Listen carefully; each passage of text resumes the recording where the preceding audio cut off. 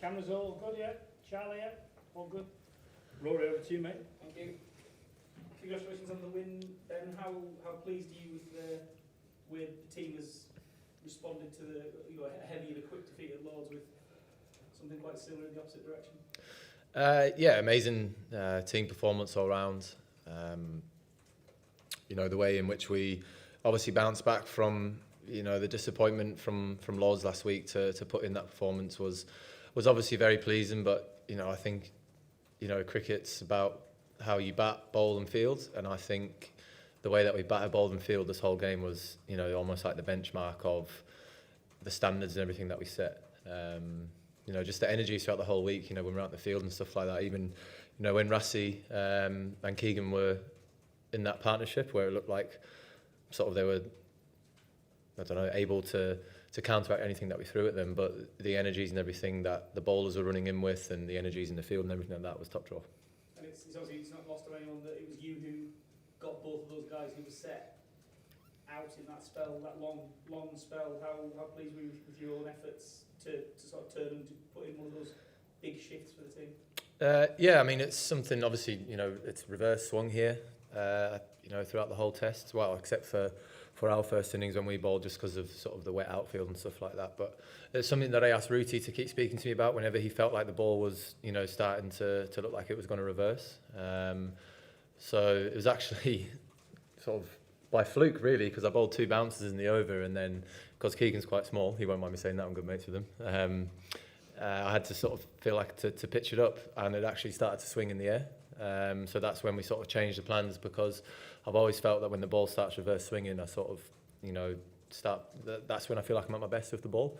And then I had to think about when the new ball's around the corner, and I didn't want to have to look to turn to Jimmy or Robert before that, because throughout the whole test it's obviously been a new ball wicket, and that looks to be the most threatening thing. So that's why I wanted to, felt like I bowled that long spell, and I felt in good rhythm and everything like that, so that's why I continued to bowl. And you made one change for this game, bringing Ollie in. Just, I guess, a word on how pleased you with he's got his feet back under the table now, and you chose to give him the new ball ahead of Stewart as well, and it's kind of worked out for the team nicely. Yeah, something I actually spoke to Brody about on the way back from golf in the car, actually, about potentially giving Robbo the new ball, just because of the feedback we got from the Lions game.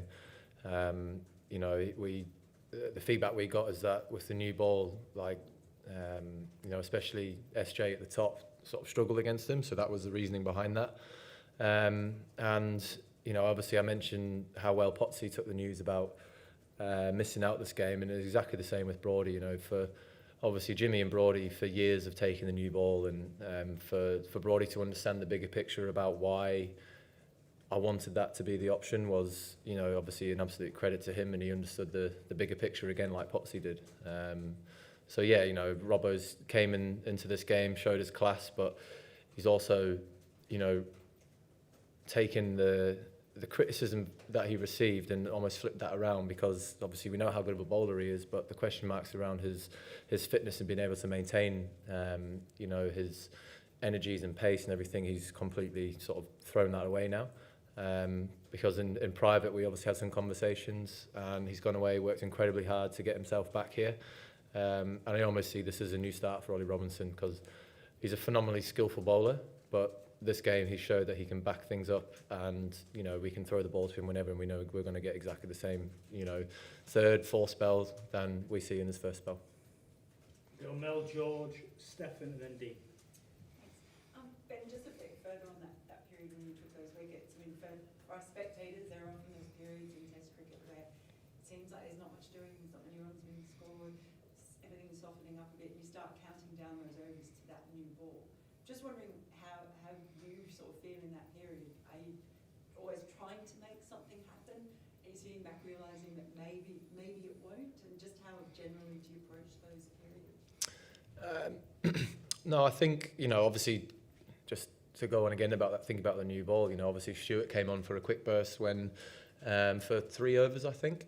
And, in the back of my mind, I obviously wanted to keep him fresh as well, in case Jimmy or Brody Jimmy or Robbo didn't have the impact with the new ball I would like, because I always wanted to have him in my back pocket. But, I sensed that, obviously, how well Leachy bowled, that I thought with the way that the ball was behaving, that, if I could get Brody a 3 over spell here, with me and him going at either end, we could really blow them open. But the way that it worked out couldn't have been any more, perfect. I think we took 5 wickets, was it, in 4 overs with the new ball? So, yeah, it played out well. But, when you're bowling with the older ball, when nothing's really sort of happening, you sort of have to try and create your own energies and sort of your own theatre around that. And it's something that I've done over my career with the sort of older ball, is just to try in and run in and hit the wickets hard as I can and try and make something out of nothing. And then, let the new ball bowlers take the rewards at the end. George? Cheers. Well, a couple of things, if that's all right. Firstly, could be overlooked, I guess, the more eye-catching performances, but Zach Crawley played a really big part in this, didn't he? And leading on from that, he seemed to bat a bit differently, as did you, maybe. I don't know, I wouldn't want to read too much into that. But is that unique to the situation of this game, this surface, or is that something that's sort of evolved from the way you've been playing the last few months? Yeah, I think what we did incredibly well with the bat this game is we assessed that, it was a wicket that sort of we didn't feel that we could go out and play in the way that we spoke about, which I think is a real progress for the side. It didn't feel like a wicket that you could stand there and hit through the line because of the invariable bounce that it was offering. Some balls were, going through, bouncing, but then some of the balls were skidding through, but still coming at good pace. But in terms of our mindset and our intent, it was always to look to be positive, to get on the front foot and always look to score first. And I think that made our decision making a lot better. And, Zach really set that game up for me and Folksy to be able to play in the way that we did. And it certainly shouldn't be overlooked, because he absorbed the pressure, but in what I thought was a real positive manner. He always looked to score whenever that scoring opportunity presented itself, but his decision making around leaving and playing at the reverse swinging ball, which is obviously very, very hard to do as a batter, I thought was top class.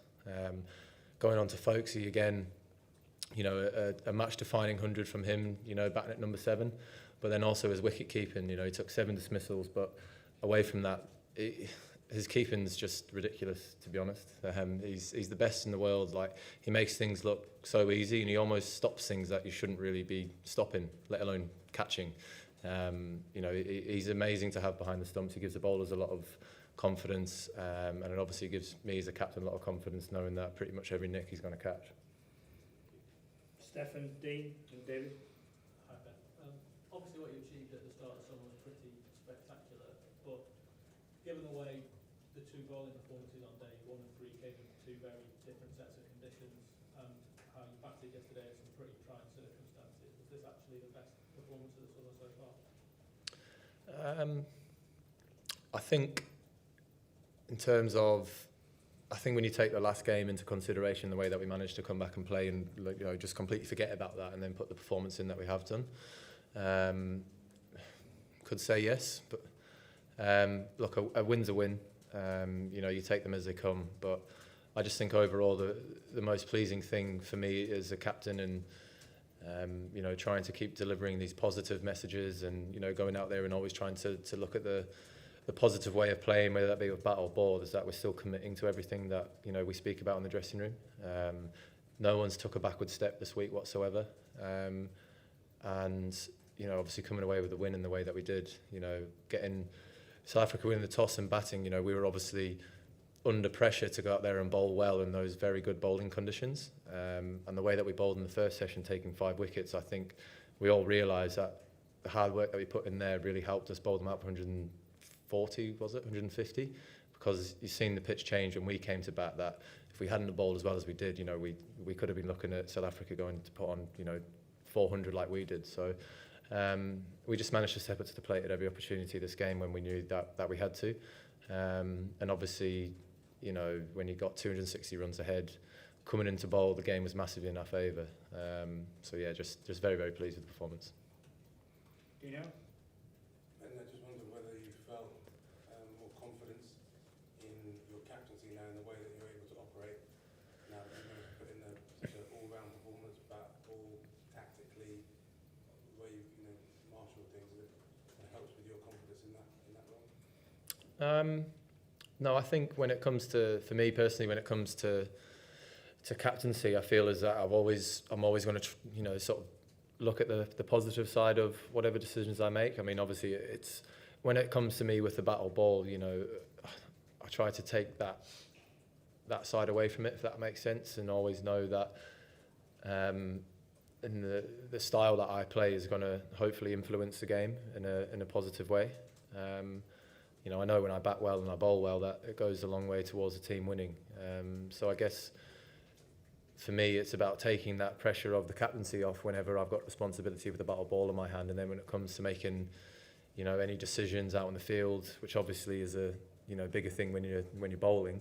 It's just still the same messages for me. It's about how do we take 10 wickets and not concentrate too much on the scoreboard. And with Jimmy, you've spoken about his longevity. Obviously, he's averaging 16 as a 40-year-old in Test cricket. He's just taken 950th international wicket, which is another record. Just a word on those sort of numbers. Yeah, like he's been the man for Joe and myself to turn to, at the start of a day, the start of an innings, start of a session to come in and make the impact with the ball, because whether it's with the old ball or the new ball, you know exactly what you're going to get. You're going to get a man who runs in and just gives the batter absolutely nothing, and who's absolutely relentless with everything that he does. I said before this game started that I honestly just can't see when he's going to stop. You can see him just enjoying every moment he's out there. I honestly can't say whenever he's going to stop, because he is 40, but he doesn't act like a 40-year-old. He's been amazing around the dressing room. The energy that he runs in and bowls with still is just incredible, and he's just a testament to himself and a great ambassador for the game, especially for fast bowlers. Last one, Dave. And just how exciting now is this decider? I mean, you talked about wanting to entertain the crowd and be entertainers, and you could win the series now in the last test of the summer. How much excitement will that give the team, and how much confidence will you have going into that? Yeah, I mean, it's just the great thing I like about the odd numbered series, if that makes sense, is that if there's a result in every game, there's going to be a winner of the series. So obviously now it's 1-1 going into the last game of the summer. It's very exciting to head to the Oval knowing that both teams have got everything to play for. We're obviously going to take a lot of confidence in this game, knowing that we've won it, but we know that South Africa are going to come and throw everything at us. We've played a lot of series against them in the past, and we know they don't throw the towel in whatsoever. Even there, Rassi with the broken finger, got to give him a lot of credit for the way that he battled on. I admire that in players. And just that partnership as well, you could see that they just didn't want to give up. Their lower order as well, they were determined to stay in as long as they possibly could, and they never felt like they were out of it. So we know we've got a tough opposition to come and beat at the Oval, but we're obviously going to take a lot of confidence in this game. Would it nice to have a break now, or would you? Yeah, very nice. Yeah. Brilliant, thank you. Cheers, Thanks, Ben. guys. Cheers. Thank you. Thank you. Cheers, guys. Cheers, thank you. Can I get 3 or 4 to